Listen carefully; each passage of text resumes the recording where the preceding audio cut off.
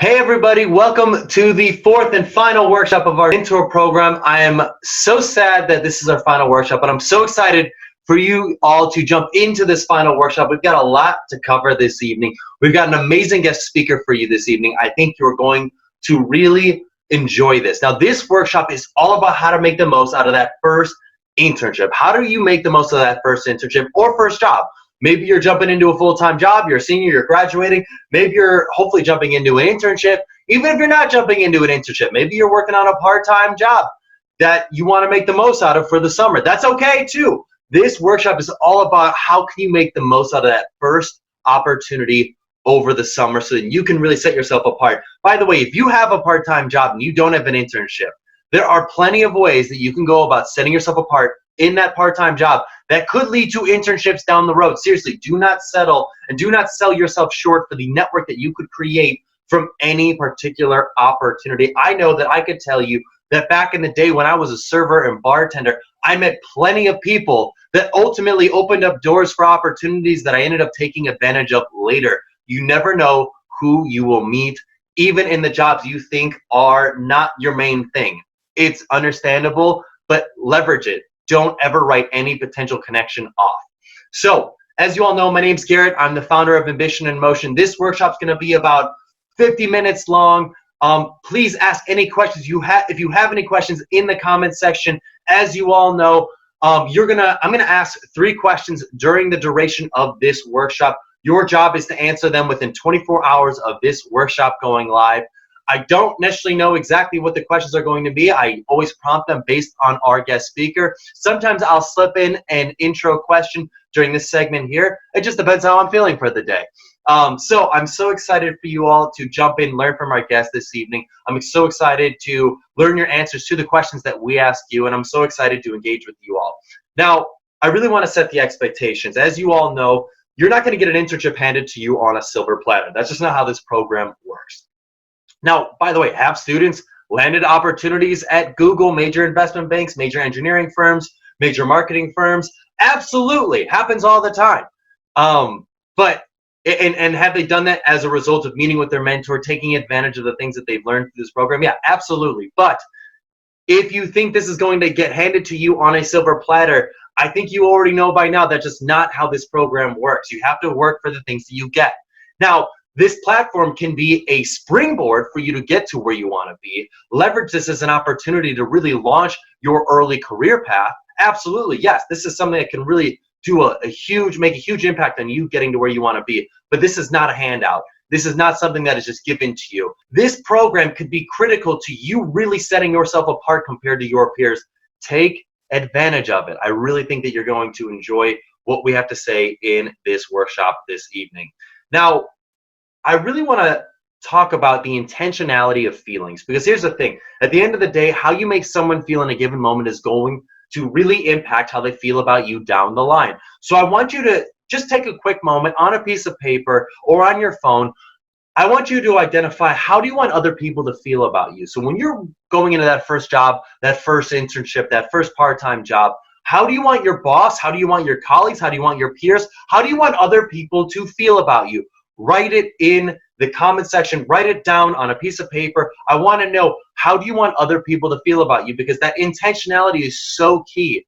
It is so key, because here's the thing. If you don't write this down, if you don't set out an intention for how you want other people to feel about you, they are going to perceive you in any which way that you may feel on that given day. And that could be a good thing. It could be a bad thing. If you're having an off day and you're thinking to yourself like, oh man, I'm having a rough day, you can let that spew on other people. It happens all the time. And people come up with excuses for it. You might say, hey, my dog died earlier today, or I just found out my grandma's got cancer, having a rough day. And don't get me wrong, there's not an excuse for having a rough day, but you've got to be able to realize that as a professional, you've got to put on multiple different hats to get yourself in the zone to make the most out of it. So no matter what's going on with your world, you can't let your personal world affect your business world. And if you do, it's going to potentially negatively impact the way that other people feel about you. But if you set an intention right now about how you want other people to feel about you, you're going to put yourself in a much better situation. If you think to yourself, I want people to think about me as dependable and reliable and someone that's always upbeat, confident and excited when it comes to work, it doesn't matter what's going on with your outside world. Even if the worst thing could have possibly happened in your outside personal world, if you set yourself an intention right now that that's how you want other people to feel about you, when you come into work, you're going to straighten yourself up because you've already identified, I don't want people to feel sad, bad, or like that I'm a charity case because I've got other things going on in my outside world. You want other people to feel like you are a rock, that you are someone that they can go to, that you are someone that's always showing up professionally. Boom. You will get yourself into the mindset ready to be successful. Now that leads to the 3 keys that we cover in every workshop for success in this mentor program, which is strategy, story, and state. And as I just said, it doesn't matter what's going on in your outside world. It doesn't matter what the state of the world is. If you are a rock, if you are someone that physically comes into a state conducive for being successful every single time, you will be successful. I promise you that. So what I want to do right now is I want to get you into a state conducive for being successful. I want you to stand up, and I want you to shake it loose. I want you to shimmy it out. I want you to let it go. I want you to scream at the top of your lungs. On the count of 3, scream 1, 2, 3. Yeah! Just let it out. Let it loose. Let it go. You're getting yourself pumping. You're getting blood flowing to your brain. You're releasing endorphins. You're getting yourself ready to be successful. The reason why that is so key is because no matter what is going on in your world, you can drive your emotions with your motions. Your motions drive your emotions, meaning that if you get out, you move, you do a power pose, you get crazy, you can get yourself in a state conducive for other people wanting to be around you. You can get yourself feeling good, even if you don't want to feel good. Even if you think to yourself, I just want to remorse for a little bit. I just want to be sad for a little bit. You can be sad on your own time, but when it comes to work time, you step your game up. And the way that you step your game up, you get your emotions and you turn them into positive emotions. I can tell you that right now. Even when you don't want to feel on your best self, your emotions can get yourself into an emotional state conducive for being successful, even if it's only for a temporary period of time. I promise you, your emotions, getting moving, getting running, getting going, getting just shaken out, will get yourself successful. And that will be a huge catalyst for you being successful on the job, standing apart from other people. Because everyone else is going to wonder, like, man, how are you able to stay upbeat, positive, just like a go-to person every single time while other people are taking sick days or just having off days? And you can tell, everyone can tell. It's because you are making an intention to be that way before you come into work every single day. It's critical. Now, the next key is your story. What's the story you tell yourself? Now, that's a big point of the intentionality. What is the story you tell yourself for why you're going to be successful? If you tell yourself a negative story like, hey, you know what? I don't deserve to be here. I'm not qualified. I'm just honestly, I don't even know why I'm in the room. If that's a story you tell yourself, that is the outcome that will be perceived by other people. But if you tell yourself a story, man, I can do this, I can make an impact, I can learn from these people, I can engage, I can be the energetic person who does what it takes, works the hardest to get to where I need to be. If you come in with that mentality, you can be successful. Now, the last key is your strategy. What are you going to do to make sure that you set yourself apart from your peers? Now, there's a few things that we talk about with our guest speaker, but there's a few things that I would love to discuss with you right now. The first one is what is focal is causal. This is popularized by the work of Dr. Robert Cialdini. Essentially, what it means is that whatever is seen is perceived, which means that it is all optics. By that, I mean, if your supervisor, if your boss, if your CEO sees you showing up early for work, working hard on projects, taking initiative, they will attribute the success of the entire intern team to you. But if they see you on your phone, on social media, doing something lazy, just doing things that are not, like spreading gossip at the water cooler, not working when you should be working, anything that could be perceived as negative, if they see that, they will perceive that just as likely as they do the hardworking stuff. So it is really critical that whatever people see about you, whoever you want to make sure that you impress, that they see the type of person that you want to portray, and that they do not see the type of person you do not want to portray. You will think to yourself, man, I wonder how does XYZ person get promoted over another person? I can tell you how. It's that they are seen doing good work while the other people are not seen doing good work.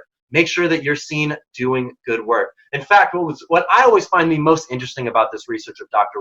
Robert Cialdini is its extrapolation to other areas of life. What he's observed in his research is that when cameras, especially in police interrogations, are facing any particular person, whether that be the police officer or the suspect, when the camera is facing the person, one particular person, a jury is much more likely to attribute negative feelings towards that person if the camera is facing them.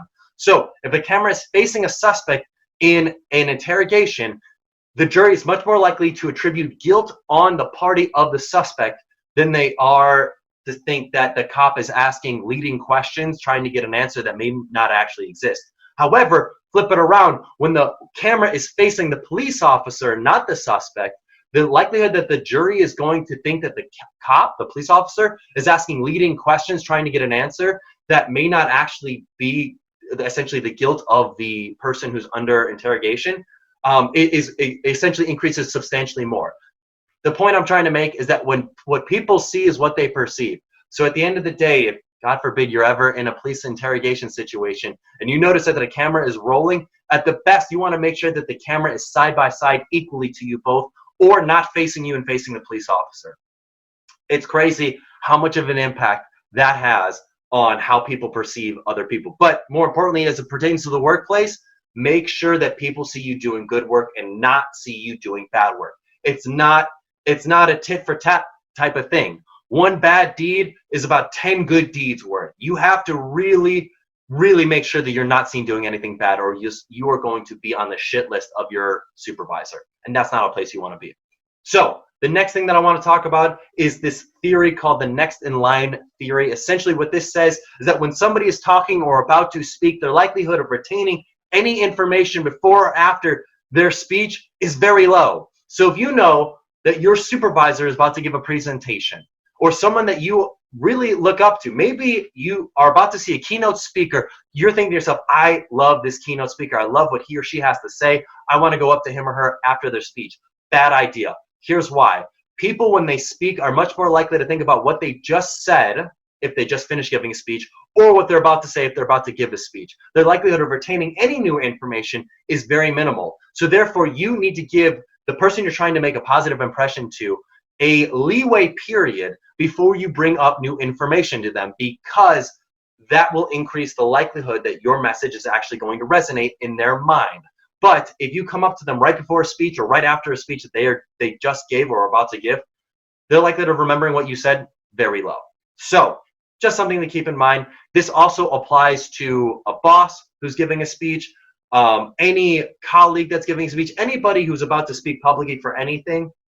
Make sure you don't talk to them immediately before or afterwards, because they're not going to remember what you said. So the last thing that I want to touch on is this concept called matching and mirroring. This is a great key for building rapport in the workplace, especially for someone who's got negative body language. So I think we've touched on this before in the past, but you should not have your arms crossed when you're at the workplace. It conveys that you're closed off and that you're not open to learning new information. But there's a lot of people that have bad body language in the workplace. There's going to be a lot of people that will cross their arms to you. Can you cross back? The answer is yes. And I know this might sound crazy, but people feel a subconscious connection to others that they are similar to. And this can be in your mannerisms and your speed of speech. Not your dialect of speech, but your speed of speech. So if somebody has a very thick Southern accent and you try to emulate that Southern accent, but you don't actually have a Southern accent, they're going to sniff that out immediately. It's going to be perceived as inauthentic. But if someone's talking really quickly and you're saying, I'm going to work on that, boss, I'm going to make sure I get that done, I'm going to work on it right away, they're going to think to themselves like, man, here's a sense of urgency, someone who's really with it. That's awesome. But instead, if you respond by saying, yeah, boss, I will get to it, and I will make sure that I get those assignments complete, they're going to be thinking to themselves, what the heck is wrong with this kid? Like, what does he not like get it? The sense of urgency? It's crazy how your speed of speech is actually perceived so similar together. So if you notice that someone talks really quickly or really slowly, following their speed of speech, matching and mirroring their speed of speech can actually help you build rapport with them. The other key is other body language. So like I said, crossing your arms. If someone's playing with their chin, you can play with your chin. Don't try to be overly obvious about it, but you can do it subtly. So if someone's playing with their ear, you can play with your ear. And I know it may sound crazy, but you can try this with a friend who's never heard this before. Go up to them, see if they've got any mannerisms. Maybe they're using their hands like this a lot. Emulate those hand gestures, and then all of a sudden introduce a new gesture. All of a sudden, maybe start playing with your nose. It could be any gesture, honestly. Start playing with your nose. Do it. First, emulate their hand gestures for about 5 minutes. Then introduce a new gesture. Watch what happens. They're going to start playing with their nose. They're going to start emulating the new gesture that you have now introduced. It's crazy. It's fascinating how it works, but it builds rapport between other people in the work environment. I think those are some really critical tips for you to know. The last thing that I want to leave you with is the 30 and 90-day rule. The 30-day rule is for an internship. When you first get into an internship, this is, by the way, this was, by the way, a Fortune 500 CEO taught me this tip. And that was, when you first go into an internship, meet with your supervisor and ask him or her the question, what did the best intern you ever have do to set themselves apart? On the very first day, ask that question. They're going to tell you exactly what they want you to do to set yourself apart. For the next 30 days, go ahead and do it. Don't complain. Don't ask questions. Don't share any professional goals you've got for yourself. Just go ahead, put your head down, work hard. After 30 days, you have built credibility with this person. You can then say, hey, boss, would you be open to having a conversation? I would love to share with you some of my professional goals. Boom. That's where you share some of your professional goals. That's where you say, hey, I'm interested in connecting with people in these areas or these types of fields or these types of industries. And because you've earned credibility, they will help you get there. Why? Because you've earned that credibility. But if on day one you ask for that and you've earned no credibility, they're not going to do it. Or if they do, they're going to only do it on a light version. You're not going to get the full force of how they could possibly help connect you. That is something that's really critical. 90-day rule is the exact same thing, but for a full-time job. You get a little bit longer to really build that credibility with your supervisor and your employer. So those are key tips. The last thing I want to just really mention is really starting to help you get into a routine. I know that the best way to learn anything is to actually teach it. So what I want you to do is I want you to find somebody. This could be a friend. It could be a peer. It could be a classmate. It could be anybody.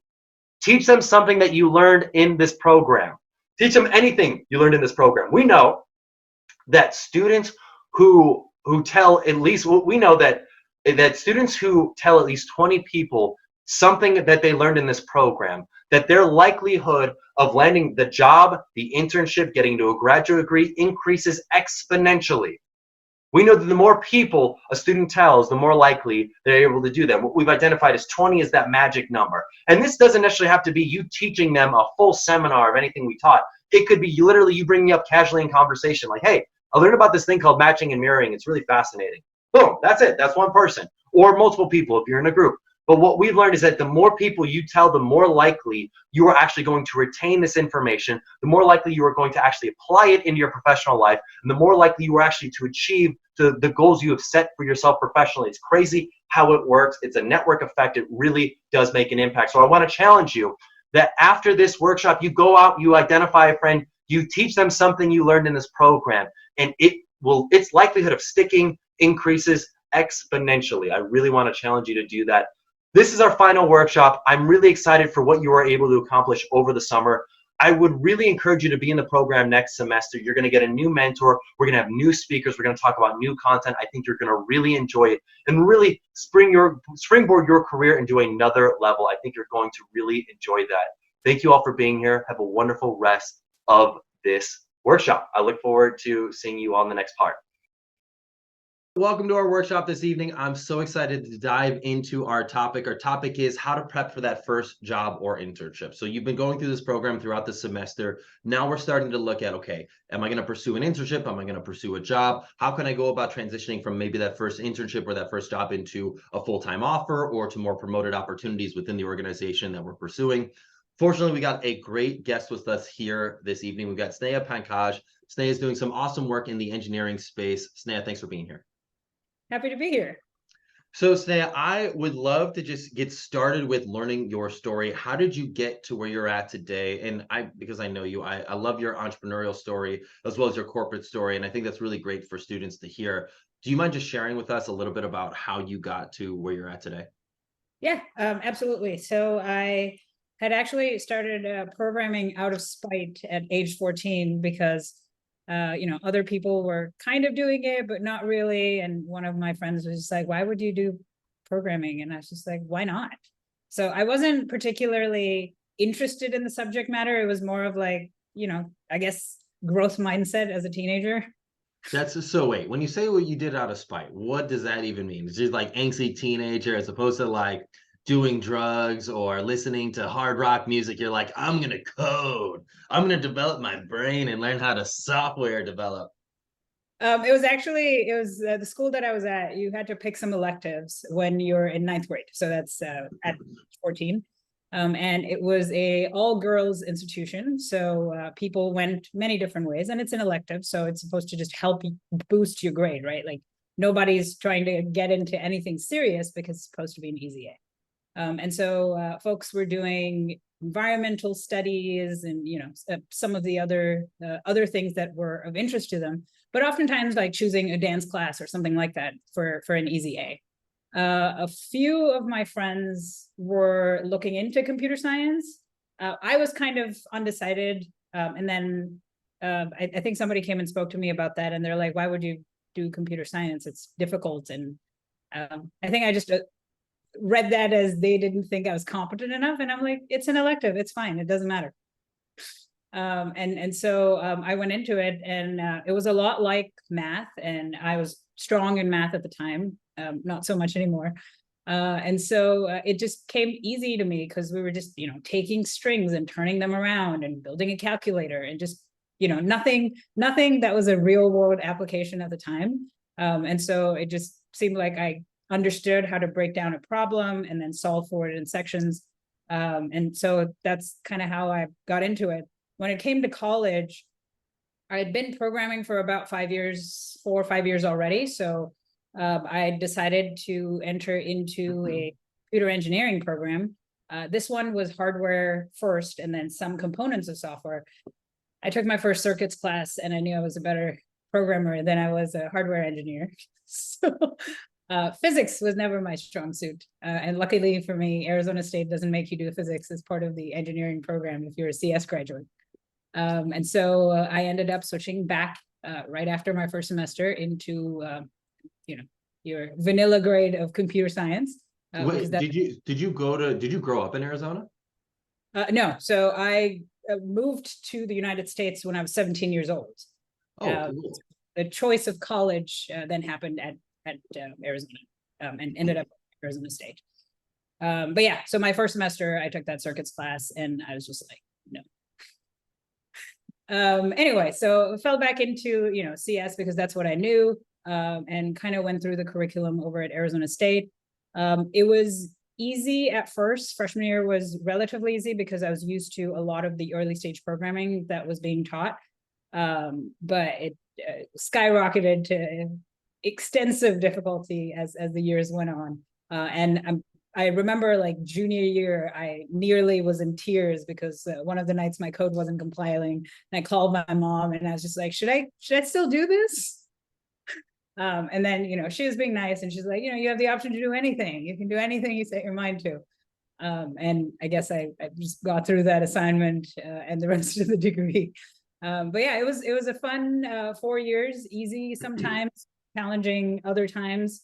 And then around sophomore, or really junior year, was when I started seeking internships. This was a tough job market. It was right after the 2008 recession. And so it was hard to get the nice fancy internships at the time. But I applied and looked long and far and ended up about 5 miles from my parents' house in Glendale, Arizona. It was a construction company that I'd never heard of, but they invited me for an interview. So I researched them. And I asked some good questions, and I guess that's all they cared about. So they took me on that summer as an intern, and then the scope of that project was quite large. So then I stuck around part-time through the fall. Were you doing like were you doing like software engineering stuff for this construction? Yeah. So it was not deep software development at the time. They essentially had this sort of custom software that translated between two different systems. And I just had to reverse engineer what that piece of code was doing. Unfortunately, it was quite complicated. The people who had written it weren't even in the workforce anymore. And this is, remember, a construction company. So it's not, it's not your Google, Facebook kind of thing. So the documentation is not, top tier. That's hilarious. So they're just like, all right, we got this software thing. We've been doing it for a while. Sneha, you want to give this a go? I don't know how this works. We hired, Johnny's son's best friend to do it, and now they're gone, and no one really knows how any of this was put together. Sneha, you want to give this a try? Is that kind of how it was? Some I mean, there was some guidance, and obviously there was an engineering manager who kind of owned the scope of it, and he's really friendly. We're actually still in touch and still talk to this day. And he would answer any questions I have and guide me through the process, connect me to the right people, because this was a bit of a cross-functional piece between the procurement system and the finance system. So there's a lot of stakeholders in the mix, and it's in some ways it was revamping a process. So people were open to it, and I guess it's easy to send an intern to them. So they're nice and open to new ideas and possibilities. That's cool. So what happened next after that internship? You said you were working part-time. How did that develop in terms of like when you graduated? So I had basically my last semester of senior year left after that part-time gig. So I was there for about 7 months in total. Okay. At the time, I didn't know if they were going to extend an offer or how that works. I have better understanding of that now because I have my own interns now. So you kind of have to budget it into the next year's budget and things like that. But yeah, at the time they didn't make any promises per se, and I continued to work through my final semester, get through the degree, and then applied other places. They ended up extending a job offer somewhere in April. I graduated first week of May. So I decided to go back, mostly because I had so much context of the problems that we're solving, the company and its position in the market, and also the people. I had a vast network and lots of people that I'd met with and had lunches with and shared coffee with, and all of the chatter and everything that happens around the office. So it just felt like an easy move to make. Did you have other offers? I did. There was one that was significantly higher, but that would take me far, far away from home. And at the time, I wasn't ready for an opportunity like that. So how far away were we talking about? Pacific Northwest. Okay, got it. So it was a huge leap. And I don't know, even though I was 22 at the time, I felt 18. Like I didn't know things. And so I wasn't ready for it. But this seemed easy and familiar in a way, to just kind of jump on that, same wagon that I was on, and then just build up from there, because I have all of that groundwork laid out, and the foundation of a network that was starting to begin at the time. What happened next? Because I feel like that's such an interesting play. I think a lot of like students who get an internship, they get an offer, they're like, oh my gosh, I'm going to take it. It's secure. I know what to expect. I know the people. I've got a network. It seems safe. Or yeah, when did you make the transition? Why did you make the transition? How did that all play out? So I actually started that job. Well, I think I graduated on Thursday, and I started that job on the following Monday. So that's why now, anytime I extend offers to college hires, I ask them to think about it. And if you need a week or 2 weeks just to live your life in between full-time work and college, you should absolutely do that. For me, though, I think it just came down to, it was a good opportunity. It was people that I actually enjoyed working with.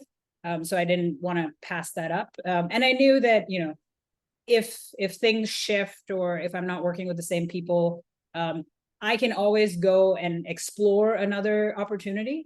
And so I knew that, I kind of had that in my back pocket, but I actually ended up staying there for the following 6 years, because as I progressed in my career and seek more opportunities, they were gracious to offer that. And I built, I think, most of my sort of business sense working for that company. That's cool. That's really interesting. I think a lot of students would be very intrigued to learn, how did you go about getting that promotional process? Because I think there's a lot of students who will get, like, let's say an internship, and then they're thinking, okay, great, are they going to offer me a job? I don't really know. How do you broach that subject? And then the whole, okay, I'm in this job now, I would love to get promoted. Do I broach this? I don't want to be too bold, but I don't want to not convey that I'm interested in these opportunities. Maybe they hadn't thought of it. I don't really know. What was that process like for you? Yeah, what was that process like for you? For me, it was mostly, regular follow-ups, and I would hear back. So that was a nice thing. Sometimes hiring managers don't reply back to interns. But I was lucky in that sense. But now that, I've had many interns on my team over the years, I would say that the whole point of having an internship program is to convert, if not all, a small portion of you. And so people are essentially rooting for you to be able to transition into full-time work at that company for the same reasons as I outlined, right? People know you, they've experienced work with you, they understand that you can be taught. Like when you're looking at recent college graduates, you're not looking for the most impressive person that knows everything, because chances are they don't. Academics is very different than applied computer science, and I would argue for most fields that's true. And so if you've demonstrated that you can work with a team and you're willing to accept feedback, and you're willing to learn, I think most hiring managers are already looking for that from their interns. So it's not going to be a shocker if you knock on their door or set up a Zoom call, asking if they have opportunities available for you. And then if they don't, then I would say just keep in touch, because, a no is not a forever no, it's a no right now. And then that door might open up, their budget might open up, or heck, they might move somewhere else and they might think of you as a great candidate. So definitely follow up, keep them updated on, the exciting things that you're working on. And I'm sure eventually, if fate aligns, you'll have a job with them. I love that story. I think that's really, really a really powerful message. So I'd love to take a moment to ask the students the questions.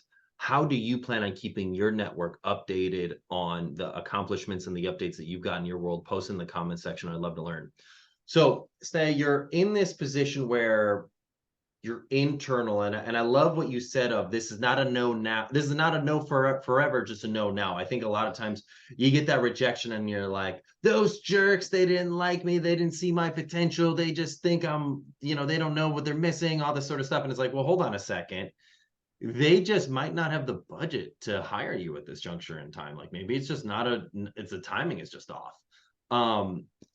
But internally, when you got those promotions, did you let your boss know that you were interested in those roles? One, and two, how'd you do it in a way that was non-threatening? I feel like sometimes if a person comes in to their boss and says, hey, I'd like to be at this level within the next 6 to 12 months, some bosses might be like, no way, that's, that was faster than my trajectory. And sometimes, I'm not saying like a good boss should be able to recognize your potential, but a bad boss like does the whole rite of passage thing of like, I spent XYZ number of years here before I got my first promotion. You got to put in your work.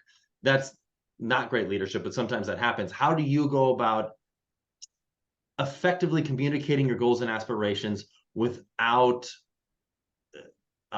stepping on the ego or tarnishing the ego of the manager you're broaching about your own goals and aspirations? Does that question make sense? Yeah.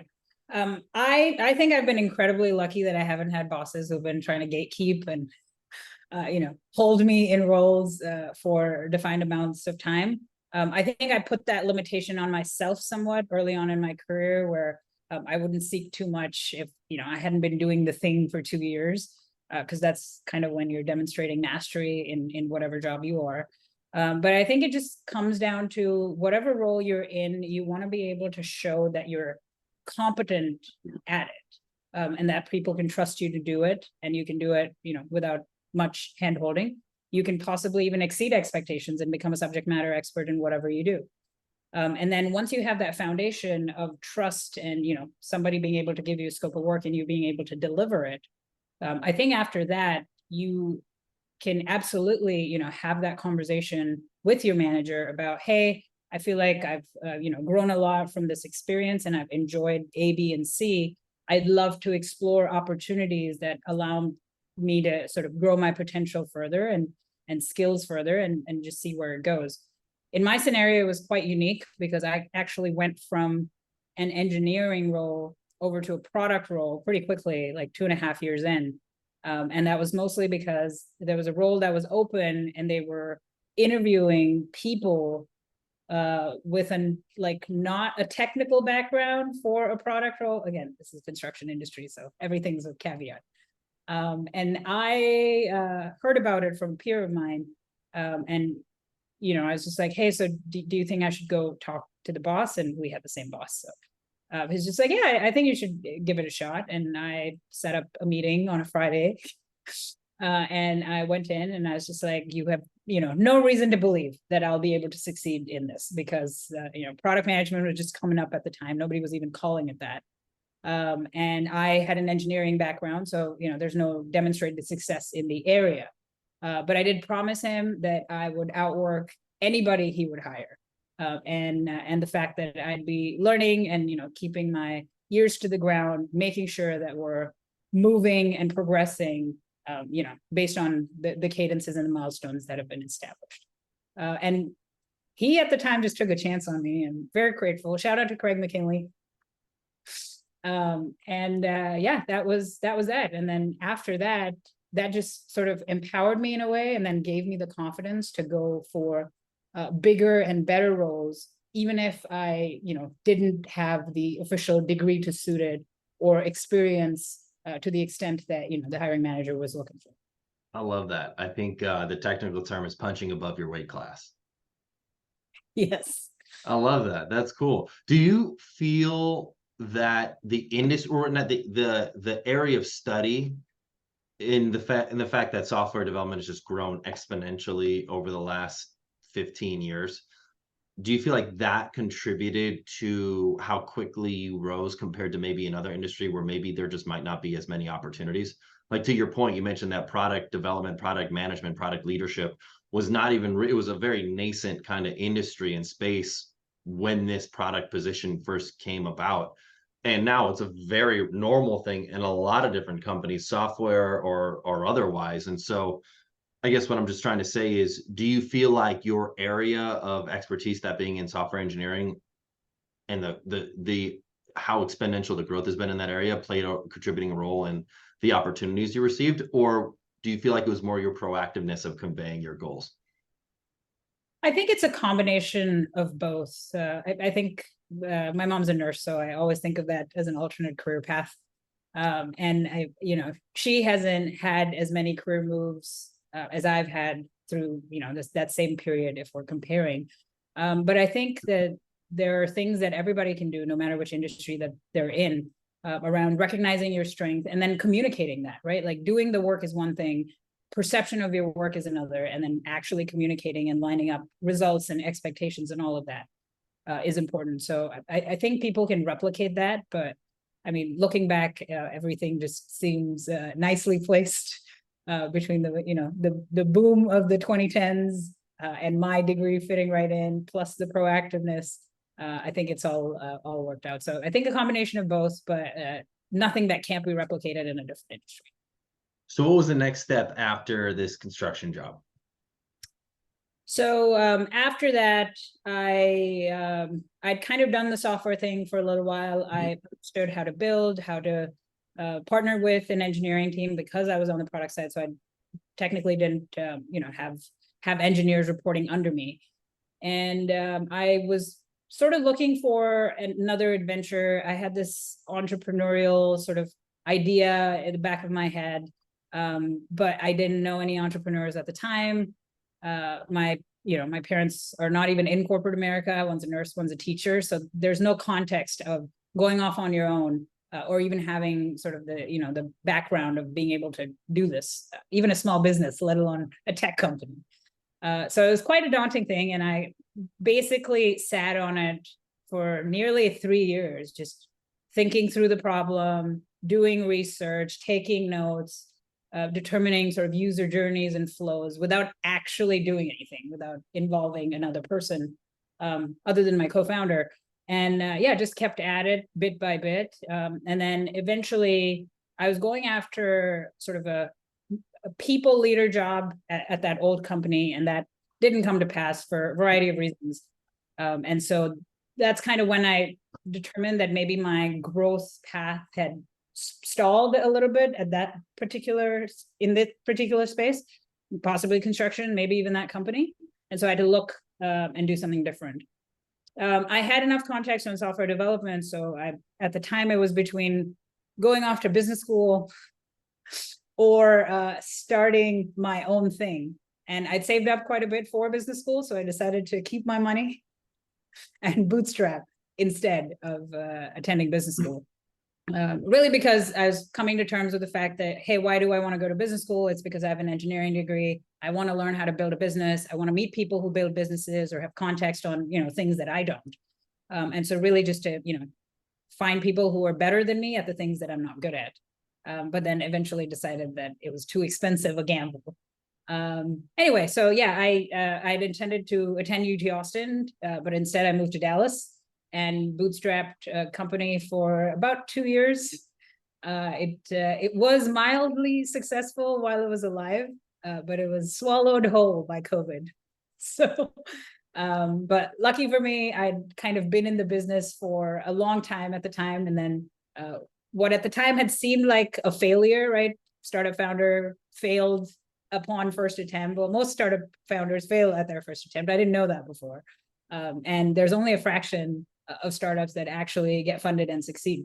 That experience was invaluable though, because it set me up on a trajectory that I don't think I could have afforded even if I went to business school or had made a different choice. Like all of that came because of being able to bet on myself, execute within time and scope, because really we're dealing with money constraints that are my own, and being able to ship product quickly and be agile and nimble, understanding your user base, and then really just moving forward based on that. I will just caveat to all students out there who are thinking about being an entrepreneur, you don't necessarily have to get funded to succeed. Yeah. I went the full bootstrap route. We're still bootstrapping, and we're doing good. So to all students out there thinking about going the entrepreneurial route, do not necessarily need funding to succeed. You can build your own business and not necessarily get venture capital or VC funding. Now, granted, it makes it a lot easier. There are a lot less sleepless nights, but it's just your own prerogative. That's the avenue you want to go down. So but that's cool. So COVID swallows the startup whole. You're like, oh my gosh, what am I doing? Where do I go? How'd you determine your next step? It was easy for me because I kind of looked at either product or engineering roles. I figured product roles would be easier to come by given the fact that I'd spent significant amount of time honing in my product skill set and also launching a product and building a company around it. And yeah, that was really it. Dusted off the resume, read up on how to apply for a job, because remember, the last time I applied for the job was basically junior year of college. Sure. So it'd been a long time. And LinkedIn has blown up in the meantime, and people are doing things differently. There's Lover, there's Greenhouse, like a whole new era. So I kind of have to figure out, how does this work? And LinkedIn in particular is really helpful. I started following a lot of good content creators in understanding, how does corporate America hire these days? What is an ATS system? What is the size of a resume? How to write a good resume, all of that stuff, and just really nerded out on the hiring process. And that, I guess, eventually paid off. Ended up with 2 offers about 3 months after we shut down the startup. And so that was lucky, and I was incredibly happy about that. And then, kind of went back into another startup at the time. That one was funded by SoftBank, which was very revered in my heart, and I, hoped that someday they'd support me as well. So that was part of the reason why I took that role, because I wanted to see what does the inside of a vision fund SoftBank startup look like. Yeah, that's cool. That's so interesting. Did you feel a sense of, well, there are 2 things that I feel like you might feel going from the entrepreneurial route to the corporate route. One is perhaps maybe a sense of relief that, like, you don't have to kill what you eat or eat what you kill. So you're not like, oh my gosh, did I close enough sales this month to like justify paying me XYZ salary? It was more of like, I'm getting the salary no matter what. We close 0 deals, I'm still getting my salary. You close all the deals, I'm still getting my salary. Was there a sense of relief there? The other side was, did you ever feel a sense of frustration because you didn't have the autonomy to make as many decisions like you would being your own CEO? Yes to both, more on the latter. The relief from having a steady paycheck and 401 contributions, healthcare, those are all things that kind of, went away for a couple of years for me. Those were all nice and they were kind of expected. So I think the novelty of that wore off a lot quicker than the actual, boots on the ground work. And I realized that I was looking at my work and the company and how products are built very differently now compared to the last stint I had in corporate America, simply because of that period of having to build something from scratch myself.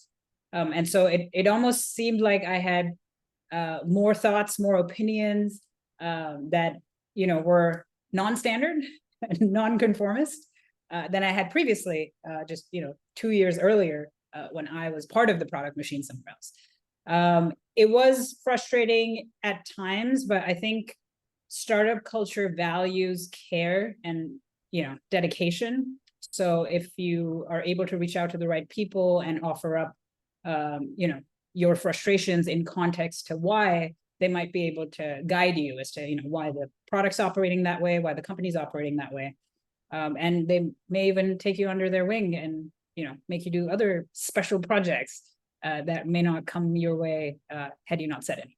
That's cool. I love that. Just putting yourself out there to be helpful. I'd love to ask the students a question real quick. Post in the comment section. If you were to go down the entrepreneurial route, what kind of business would you build? Post in the comment section. So, Sneha, from a feedback perspective, in terms of being in this first job, what is the best way to ask for feedback? And the reason why I ask this is sometimes I feel like a lot of bosses, a lot of leaders are not trained on how to have difficult conversations. So they just tell everybody, oh, you're doing great, until you're not doing great. And they're like, hey, we're gonna have a performance improvement plan. So I feel like there's a wide gap between you're actually doing great, they're telling you you're doing great, and then, hey, we might have to start looking at the exit rows. So how can you, as a intern, as a young employee, as a first-time employee, as just a new person in an organization, ask for feedback when you fear or just want to get more than you're doing a good job? Yeah, absolutely. I think, to your point, most leaders are sort of appointed into the role, and there's not that much training that goes into leading teams. A lot of people do, reading on their own time and such.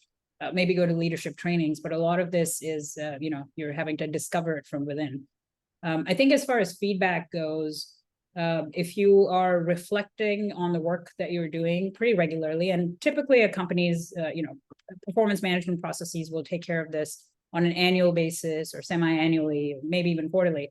But I think you, as the, young, ambitious person owning your career and, driving it forward, you owe it to yourself to reflect on the work that you're doing on some cadence, right? Like every month, what did I do in the month of July?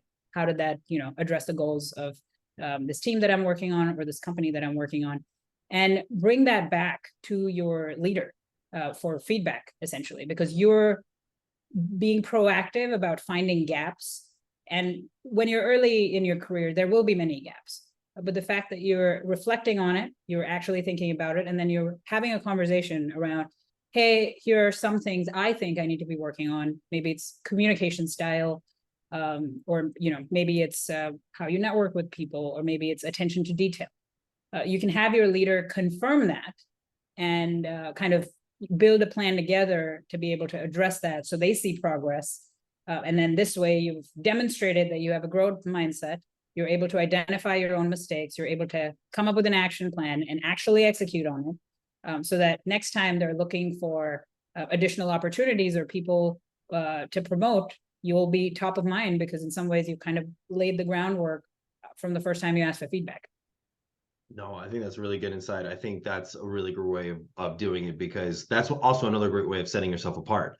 You, by proactively asking for that feedback and even pushing back when your manager kind of gives you the, oh, you're doing great, like actually saying, hey, no, please tell me more. I'd love to know what I can do to improve. I thrive on constructive criticism. Like, I truly want to be better. I think when people hear that, and they give it to you and you actually respond to it, I think that's a really key. If you are asking for feedback and you tell them like, hey, I'm really good with constructive criticism, be good about constructive criticism. Hear it, take it in, write it down, be better. Do not complain, do not push back, do not get frustrated because ultimately they wouldn't waste their breath on you if they didn't care. So, what if you're in this working scenario where it might be toxic? I mean, I don't know. It sounds like your working scenarios have been really solid and positive so far, but if you're in a potentially toxic scenario, how do you go about really evaluating it? I think, you know, the grass isn't necessarily always greener. Like you'll hear stories of like, the snack section in the snack hall is really weak at this company. I think I'm going to leave for Google because their snack section has got both kombucha and every type of chip in the world, even Ruffles all dressed, which you only can get in Canada these days. So the fact that they took the time to really ship it in, that's the type of company I want to work for. You're like, hold on a second. What about the actual contents of the work itself? Is it actually a toxic working environment?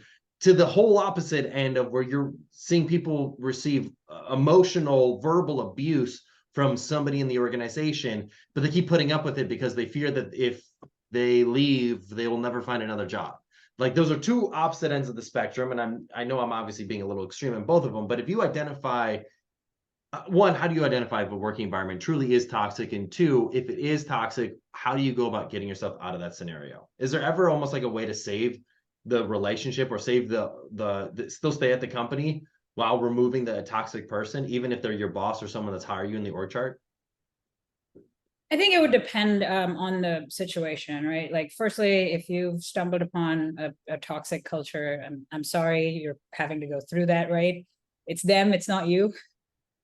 I would suggest, you know, how do you know it's a toxic culture? Lack of snacks or beer on draft in the office are not things that contribute to a toxic or non-toxic culture. Those are perks.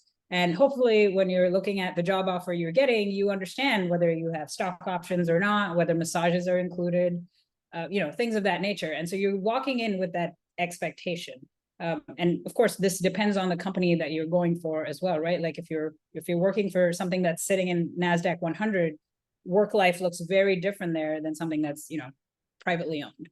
And so measure your expectations based on the size of the company, read reviews on Glassdoor. It's a great early way, like even when you're kind of in between offers and trying to gauge what the right move might be, to understand what the culture looks like. And then when you're finally there, if your work and I guess the quality of work and your interactions are weighing heavily on you, then that's a marker for a toxic work culture.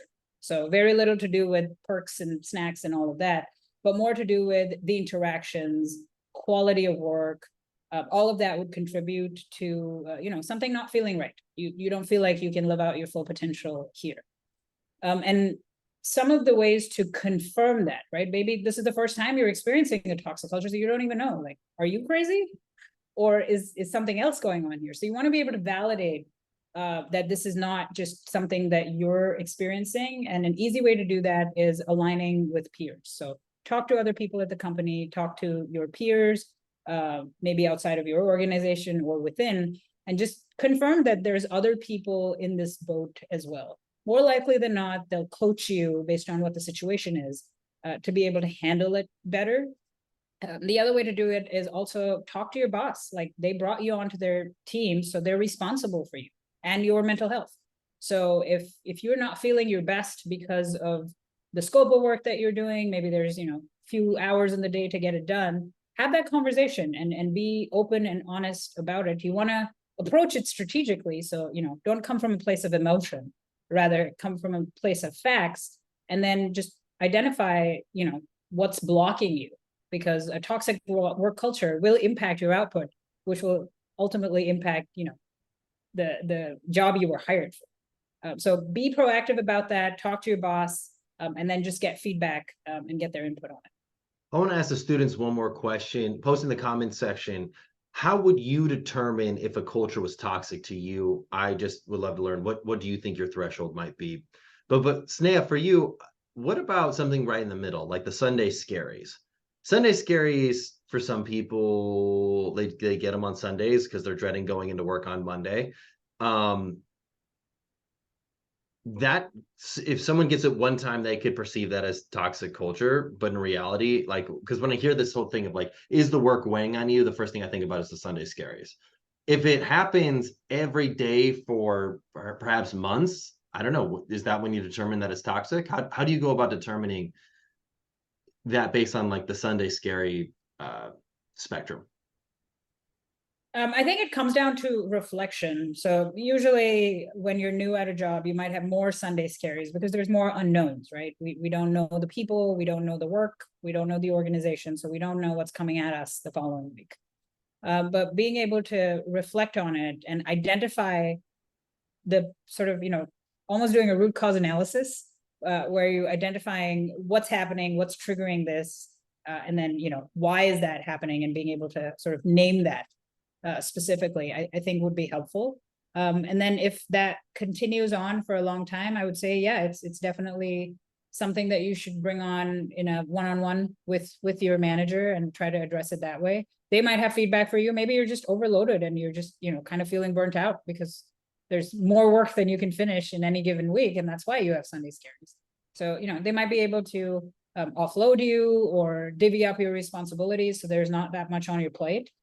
I think those are just, some ways to be able to extract the why behind the Sunday scaries, to identify if it truly is toxic, or if it's more of a, you're putting that burden on yourself because you feel like, you're that young, ambitious, hustle-oriented person and you must do it all. And if you don't, then, other people might think less of you.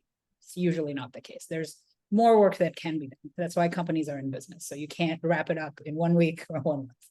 Good. No, I like that. I think that makes tons of sense. Well, Sneha, this has been really helpful, really insightful. I think you've shared a lot of really great wisdom for our students. Is there anything else that you'd like to share with our students about how to prep for that first job or internship?